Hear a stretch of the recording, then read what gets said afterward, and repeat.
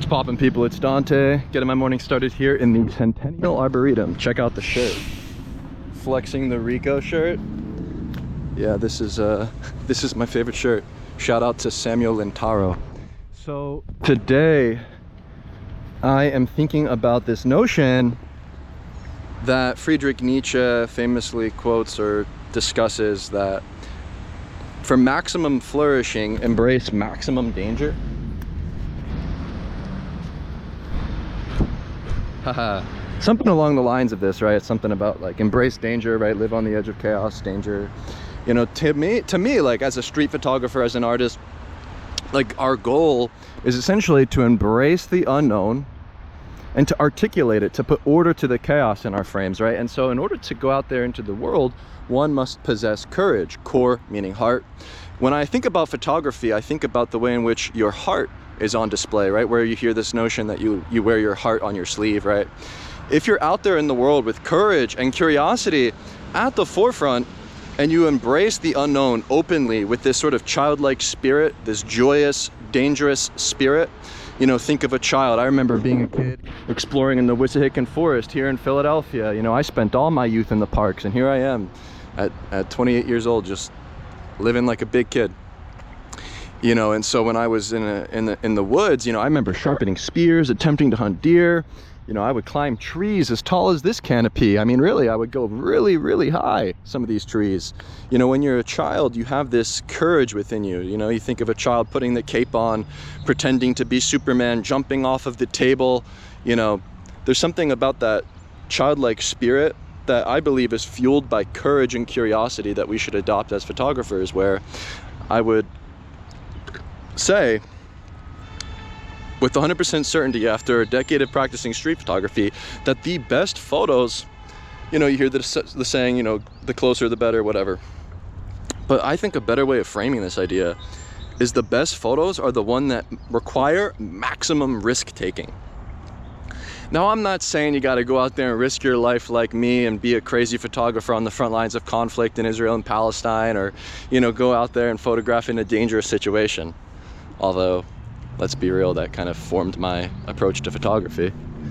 I believe, oh look, I caught that fly. Yo, reflexes on point though. Let's go. You gotta have that intuition, right? You gotta catch the fly. Like, where's Mr. Miyagi at? Yo, train me in the Japanese house with some chopsticks. I'm ready.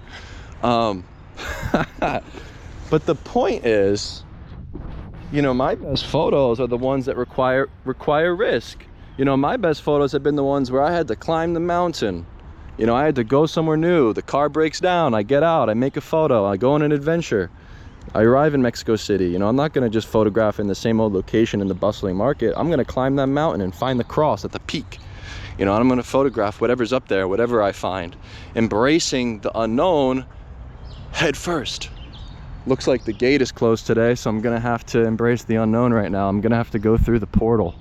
I'm gonna have to jump through, but first and foremost, let me pick this weed. There, someone will pick it up. All right, so we got a crack in the wall. What am I gonna do? I'm gonna crawl through it because the gate is closed and there's no way for me to get into my workplace. So it's not a problem. Look, I just crawl right through.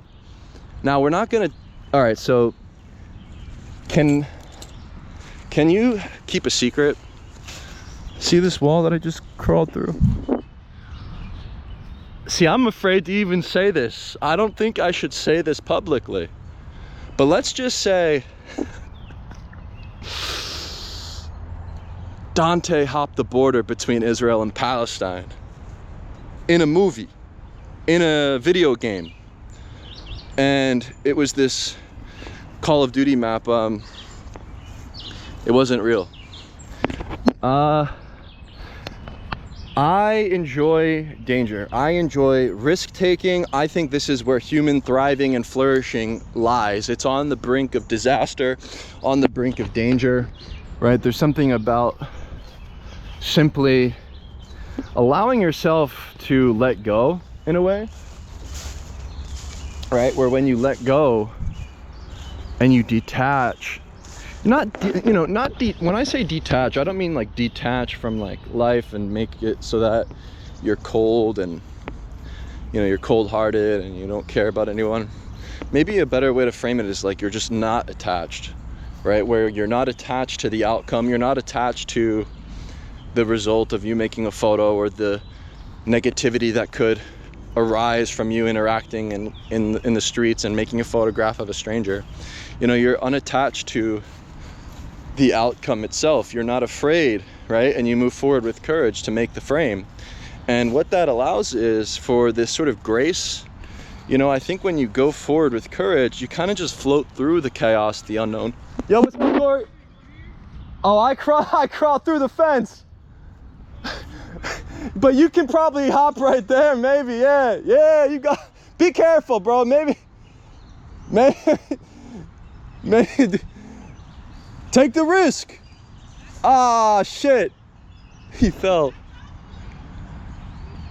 Corey, my coworker just hopped the fence and fell. This video is fire. Yo, you good, Corey?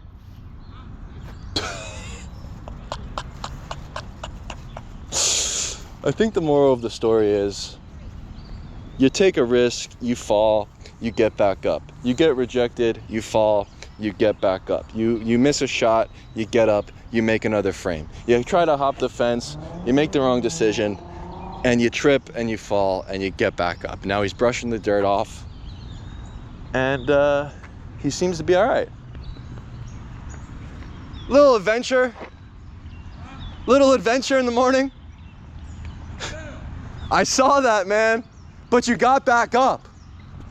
You got back up. Bro, I kind of thought so too when I saw you put your foot on there. I was like, bro, just don't do it.